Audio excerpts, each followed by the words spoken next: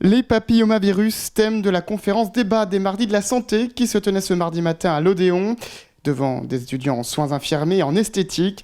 C'est le docteur Hélène Sancho-Garnier, épidémiologiste et professeur honoraire en santé publique, qui tenait la conférence sur cette famille de virus cancérigènes méconnus.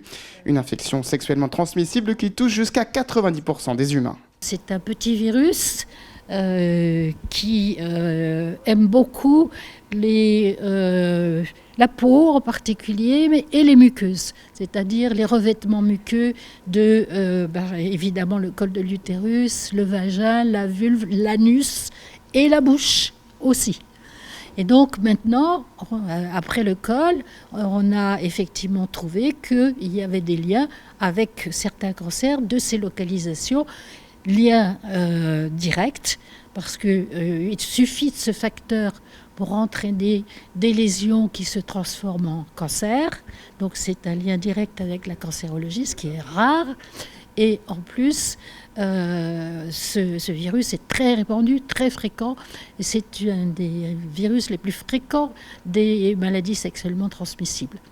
Pour faire disparaître ces virus, HPV, la vaccination apparaît efficace, même si depuis le milieu des années 2000, celle-ci avait fait polémique, accusée de causer des maladies.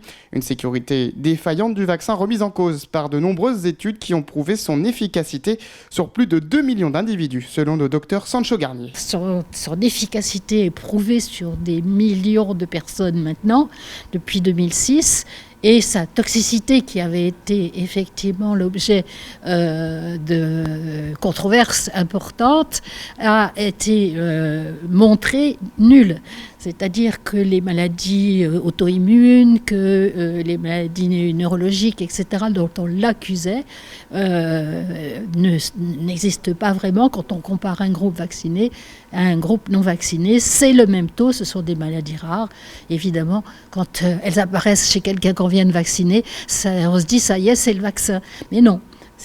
Voilà, ça a été bien démontré sur des millions, alors là, sur des millions de personnes. Cette vaccination permettrait d'abord d'éviter les infections HPV, carrément, d'éviter les lésions bénignes, parce qu'il y a aussi des verrues bénignes qui sont créées par ces HPV qui sont très ennuyeuses, c'est des verrues génitales, et il y a ces lésions précancéreuses qui se transforment en cancer. En France, seuls 28% de la population cible est vaccinée et 16% dans l'Aude, loin des 60% nécessaires pour faire disparaître les infections au HPV.